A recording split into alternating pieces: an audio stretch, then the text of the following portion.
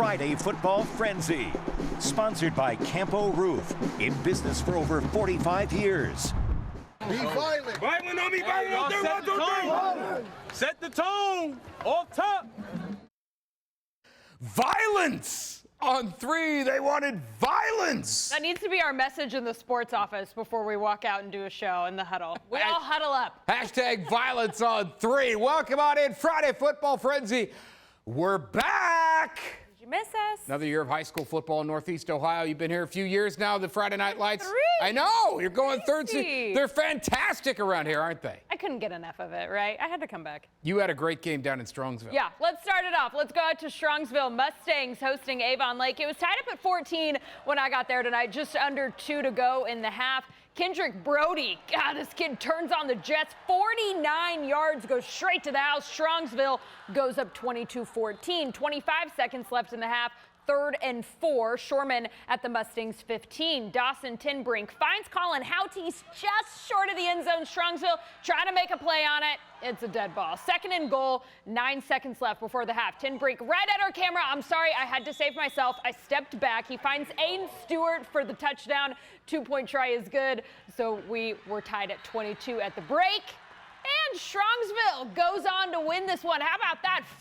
43-42. Wow. All right. I was over in North Ridgeville. Rangers hosting North Olmsted. It was 21-0 when the Rangers kept going to work. Cole Miller hits Cole Allison. Short pass. Going a long way. Takes it down inside the North Olmsted 20. Moments later, they cash the points. Zach Barnhart, one of only 3 returning offensive starters, scores it. They go up 28-0. Rangers in total command. Eagles next possession. Trying to get back into this. Will McPherson to Dennis Jeffries. Gets it deep into Ranger territory. First down, Eagles, but on 4th and 6, they got to go for it. McPherson to Cody Jack. Oh, the turf monster gets him. And North Ridgeville wins big tonight, 41-0. All right, to Stefanski Stadium over in Cleveland's Slavic Village. Ironmen of Cleveland Central Catholic hosting the Hawks of Hawken. Opening possession of the game. Here's Hawken's running back, Keen Obi, going 14 yards for the touchdown. Hawks take a 7-0 lead. Next Hawken possession. Here's Obi again. This time he rumbles for big yardage into Ironman territory, carrying a host of Ironman defenders with him. Hawks finish the drive with this 27-yard field goal by Joey Scozen. Hawken extends their lead 10-zip. Early second quarter, Hawks driving again, but the Ironmen with a huge stop on 3rd and 1. Tyrese Kennedy, Eric Johnson combined for the sack for a 13-yard loss, taking the Hawks out of field goal range, and Hawken wins 33-6. All right, now to Lake County we go. The 65th battle for the Little Brown Jug between the Perry Pirates and the Madison Blue Streaks. Opening Pirate possession. McCoy Richards goes right down the middle on a big one. Hits Chase Savon, and he would win the chase to the end zone. 40-yard touchdown, Perry in front, 7-0. Madison's defense makes a big play on the next Pirate drive. Nate's pass, picked off by James Poe. Blue Streaks couldn't do anything with it, though. No points on the board, so we keep going. Pirates extend their lead on their next possession. Richard calls his own number on the QB, keeps 6-yard touchdown run. Pirates up 14-zip after 1. Second quarter, Blue Streaks get on the board. Will Randall deep on 4th and long. Peyton Bierman with the catch in the end zone. Madison down 14-7. That's as close as they would get, though. The Pirates win the Little Brown Jug for the 10th straight time, 38-14. What was that name again, Mark? The Glenville Tarblooders' run at a 3rd straight state title ended with a loss in the semifinals last year, but with nearly 20 seniors on the roster, including a pair of Ohio State commits, players tell us they view last year as a rebuilding year, and they are poised to make a run at a ring this season.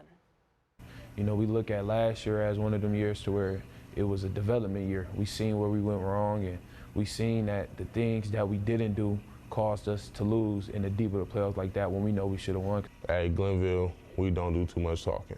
You know, we know where we come from, and we know that we got to grind. You know what I'm saying? So therefore, just this whole offseason, it's just been straight work. You know, we've been working out since January. That brings us to tonight. Glenville at Massillon. Great matchup. How about that for week 1? Glenville is going to run down the clock, a 78-yard drive, and it's going to be capped off by Chris Newell Jr. running it in for a touchdown. An 8.5-minute drive. That puts the Tar Blooders up 7-0. Massillon Jr. quarterback Manny Patterson hooks up with Gio Jackson Jr. Long strike to get the Tigers in scoring position. And after a couple running plays, Manny gonna find Gio again. Sweet touchdown pass, corner of the end zone, so that makes it 7-all early in the second quarter. Arvell Nelson is gonna make some moves, hits Polly Sadler. Long bomb. Look at this. That puts Glenville up 13-7. The Tar Blooders then add to their lead when Nelson hits London Hearn across the middle. And that's a nice touchdown. Glenville goes up 19-7 on this, and they win it in overtime 33-27. The Knights collected 10 wins last season and only 3 losses. They're looking to capitalize on the success they had last season in their home opener tonight against St. Vincent St. Mary. And Nordonia was off to a fantastic start. First quarter, Stephen Fakel in the pocket, connects with Dominic Jackson in the red zone, and Dom takes it in for the touchdown. 7-0 Knights. The Fighting Irish just couldn't get anything going, so we're back with the Knights. Inside the 5, Fakel again hands off to Connor Wabham. 14-0 Knights. The Knights just no match for the Irish, who struggled all night long. Second quarter, Fakel drops and looks, decides to take off and heads straight to our cameraman. Looks like he's out, but nope, they're going to call it a touchdown. Takes it in 17 yards for the score. The run game also on point tonight for the Knights. John Coran breaks tackles left and right and picks up 6. The Knights lead at the half 31-0 and keep it rolling in the second half with the backups and finish the night with a pick 6. Nordonia takes it 42-0. Wow. All right, every week here on Friday Football Frenzy, besides showing you the games, we try to have you get to know some of the coaches. It's called Beyond the Playbook, and Rachel Veda talked this week with a special guest. Joining us is Olmsted Falls Bulldog head coach Tom Duca. Thank you so much for joining us, Coach, in what is your 13th year as head coach for the Bulldogs, and that's been the only school that you've been that head coach for. So tell us, what got you into coaching? My dad was a longtime high school coach in multiple sports in our hometown where I grew up in Norwalk, Ohio. And I think he had a huge impact on me wanting to get into coaching. And one of the greatest things for me to witness growing up was all his former players coming back and talking with him. You know, they'd always tell me all these great stories about the interactions they had with my dad, things like that. So, and how he was able to impact kids and just lives of people. So that's probably the thing that drove me to coaching. What is an achievement that you hope to set for not just players, but for you as a coach? I have 2 girls, and I think if they can witness maybe what I witnessed with my dad, where former players come back and you know, speak with me about, you know, good times and you know, how maybe I was able to impact them in a positive way, that would be the biggest achievement that I could have. If you had to give your coaching career that one word or that one phrase, what would it be? You know, I think it would be a blessing, you know, being able to work with all these different people and having the opportunity to help people and, you know, try to put my best foot forward for everyone and for Olmsted Falls and our community. This place is pretty special, and I'm very lucky to be in the position that I'm at a school and in a community like this was. Tell us about any challenge that you've had to overcome in your career as a head coach at Olmsted Falls. Yeah, I mean, I think there's challenges every single year. Each year presents different issues that you have to overcome or obstacles, and the biggest obstacles as a head coach, I feel, is the consistency, not knowing what each day's gonna present as far as obstacles or hurdles or problems, issues. You know, you're dealing with high school age kids, and you know, some of the issues that you have, you can't foresee them coming sometimes. You know, they're teenagers. So it sounds like you take everything day by day, and as you said, with high schoolers, their lives are ever changing. So how do you teach your players to overcome those day-to-day obstacles? we live by a motto we call win a day.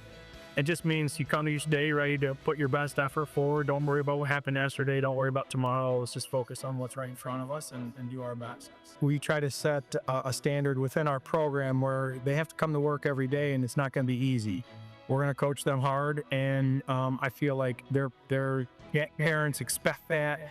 And football is not an easy sport to be. You know, we're out there in 90-degree weather on a early Tuesday morning during camp, and it's probably not the first place that the kids want to be with a coach barking at them or whatever, but, you know, those are some tough things that they have to go through. And then, you know, obviously throughout the season you have ups and downs, and you're going through great victories or tough losses, and kids have to deal with that, learn how to deal with adversity, and they can translate that into their everyday lives. And we talk a lot about that, and I think that's why, one of the reasons why football is more important than just who is the starter or who wins or loses or, you know, what the outcome of a game is. It's important because of the lessons that they learn and what they can do with these lessons and how they can take these lessons with them forward and into their futures. And last but not least, Coach, what is the most important lesson beyond the playbook that you teach your players? Doing what's right, or trying to do what's right, you know, putting your best effort forward in everything that you do in life. I think those are some big messages that we try to present to the kids and try to instill in our players. So just, you know, putting your best foot forward each day. Now, Schwab's Pick of the Week, sponsored by the Cleveland Furniture Company. Family owned, Cleveland proud. Well, coaches, Olmsted Falls Bulldogs at home tonight against Mentor in my pick game, and it was Logan Connolly there on the pitch on the opening drive, rumbling for a first down, and then moments later another pitch, this time off the option, and Connolly trucks it down inside the 30. On the next play, they get it done. Owen Singleton, left side, 26-yard touchdown. Bulldogs jump in front 7-0. Mentor, well, they got this kid named Jackson Farley. Jackson Farley is really good. First down run there, and then moments later, he's going to cut this one up the middle. And they trip him up just at the 1-yard line, and on the next play, he crashes in from a yard out to tie it. Farley scored 5 touchdowns, and Mentor wins a back-and-forther, 35-28. Ask if they wanted to be a part of our halftime broadcast. So, Shador in Avon. Why? We'll talk about it coming up. You're watching Friday Football Frenzy, sponsored by Campo Roof.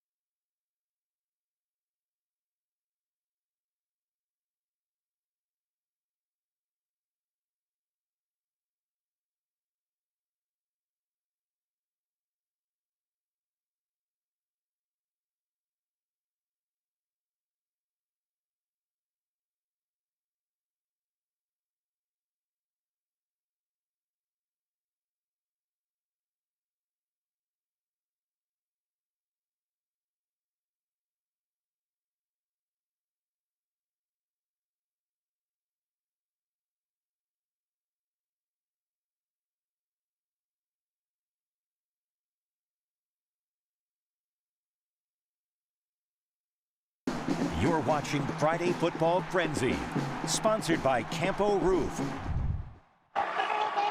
259 days, 6,216 hours, 372,970 minutes. Since the Avon Eagles last flew onto the field when they won the school's first state championship. And the countdown ends now with our first game of the week of Friday Football Frenzy!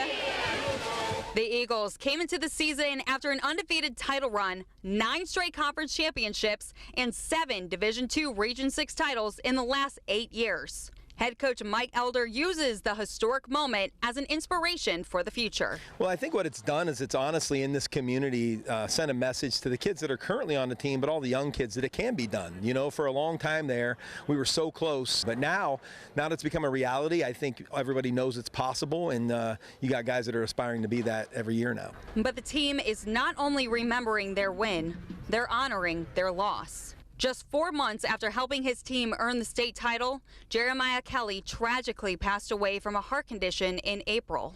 He was continuing his football career as an offensive lineman at the University of Cincinnati.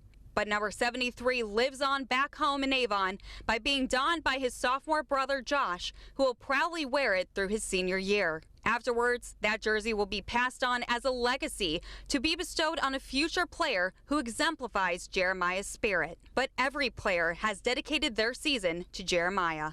Yeah, Jeremiah was a special young man. He was a top 1%er is how I describe him. Not only as a football player, but as a young man, high character. He's about as good as it gets. He was a tremendous human being. And so what we've done is we've got helmet stickers that are LLJK, live like Jeremiah Kelly. And we challenge our players to be a lot like him because he was that kind of kid. He was such a big part of the community. He played such a big role, put a smile on everyone's face. And honestly, when everyone says live like Jeremiah Kelly, I just say live the best life you want to live and just always keep a smile on your face. Reporting at your Game of the Week, I'm Rachel Veda, Friday Football Frenzy. Thanks, Rachel. Ignatius and Avon. She mentioned this one last night. Let's go through some of those highlights. Both teams established the run in the first quarter. Eagles in all black jerseys. They cap off a 70-yard drive with Keontae Smith spinning into the end zone. It was 7-0 Avon. Second quarter, Wildcats lose their starting quarterback. And in comes Dane Donovan. He throws a dot in triple coverage to Trey Haddad. No helmet, no problem.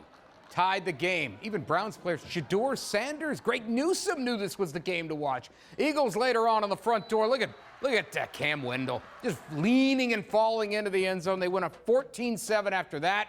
And then Avon just keeps adding to the lead. Sun goes down. Elder lights up. Through the blitz. Throws a 35-yard strike to the slot man, Caden Clapham. That's 17 in a row for the Eagles. The Wildcats play Columbus powerhouse Pick North next week. Hey, follow the Rock Entertainment Sports Network on social media at Watch Rock Sports. We're traveling to local high schools all season to feature your teams on Game of the Week. Find your school on our Instagram. Follow, like, comment, and share your team's post.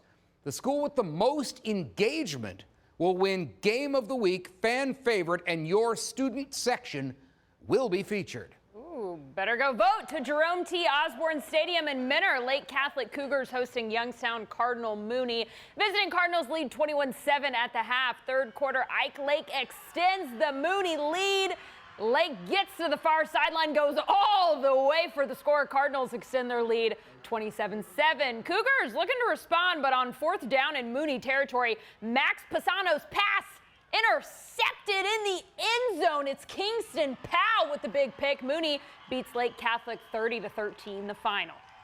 In Garfield Heights, Lutheran West comes to town to play the first game at the Bulldogs' brand new stadium. Garfield in black jerseys. They ran the ball over and over. They got it inside the 5. Longhorn senior, though, Brody Walden hits the quarterback in the backfield. Ball's on the floor. Scoop and score. That's a 95-yard house call. They go for the deuce. They get it. Longhorns up 8-0. Bulldogs Battle back, keep running. Why not? It worked. The quarterback keep. Robert King in from 20 yards out. And Garfield Heights never gives up the lead. They cruise 55-8. They host Erie from Pennsylvania next week. Quick trip on 480 that takes us to Bedford. Bearcats in all black up against Akron East. First quarter East quarterback Marlon Ingram explodes. 26-yard run to put the Dragons in the red zone. He's the kind of guy who makes plays happen with his arms, with his feet. He kind of does it all. Ingram goes back to pass. Looking right at our camera. Lofts a pass broken up by Bedford senior Jalen Gregory. High flying. That was acrobatic. 2 plays later, East on third down. Ingram strikes Emmanuel Jefferson across the middle for 6. Last year, the Bearcats won this matchup by 7, but Dragons never trailed tonight. They win 20-6. Out in Geauga County, the Kenston Bombers open the year against Solon. Comets wearing white. Bombers up 13 in the second quarter, defending their end zone. Pass, watch this, tipped once, tipped twice, and then it's look what I found, intercepted by Khalil Hinton, but whom. PI calls it back. Comets try again. Brady Cowan back to pass, finds Christian Nelson, the toe tap for the touchdown. It's 20-13 Kenston at the half. This is the first time in 11 years these two schools have played. They're near each other. Cohen at midfield eyes his options. He never sees Colin Weiland, the linebacker. Intercepts it. That gets the Bombers solid field position in the third quarter. They're still up by 7. Kenston keeps running the ball from the 2-yard line. It's Will Ham slipping and spinning off every tackler. That's the Bombers' first victory over Solon in more than 20 years. They're at Perry next week after a 30-13 win. Out in Brunswick, Blue Devils hosting Berea-Midpark to open up the season. Opening drive for Brunswick, 3rd and goal at the 8. Quarterback Sean Barnett on the move. And Titans' Andre Alexander comes up with the big pick. Very next play, quarterback Vince Weaver running into some traffic. Ball comes loose. Jamari Garth dives on it. Brunswick gets the ball right back. Not so fast, though. Bad handoff between Barnett and Anthony Gamboa. Barnett thankfully jumps on it, and after a very chaotic opening drive, Brunswick finally punches it in. Barnett to Gavin Moore. He hangs on to the ball. Thank goodness. Blue Devils strike first, 7-0. Titans answer back on the ensuing drive. Weaver gonna find Nick Reese in the end zone to tie it up at 7-all in the first, and Berea-Midpark would run away with it from there. They win 28-7. Midview and Westlake, the goal line fade is good. William Bierfeld pulls it in for the Demons to tie this thing at 7-up early. And Midview would answer. Shea Williams looking long for Brennan Newton. That's a grab. 14-7 Mids after that. Skip ahead second quarter. Midview again giving it to Marcus McMahon, and the senior is gone. 65-yard scamper and score. Midview wins large, 48-14. Let's go to Padua. The Bruins hosting Alliance, and that's Ravon Harkins going in from 6 yards out. First score of the night, 6-0 Alliance. And then Padua's Landon Hanover under pressure gets picked off. Caden Sanders, that just kills a Bruins drive. Third quarter, snap is over the QB's head. No problem, though. Junior Jackson of Alliance picks it up, finds TJ Nicholson for the score. Alliance wins on the road 25-3. Friday Football Frenzy rolls on after this. All right, we're going to wrap up week 1. It is done. It is over. Band of the week will get us out. The Marching Raiders from Warren G. Harding for Leah Doherty and Ashley Holder and Rachel Veda and Mark Schwab. See ya.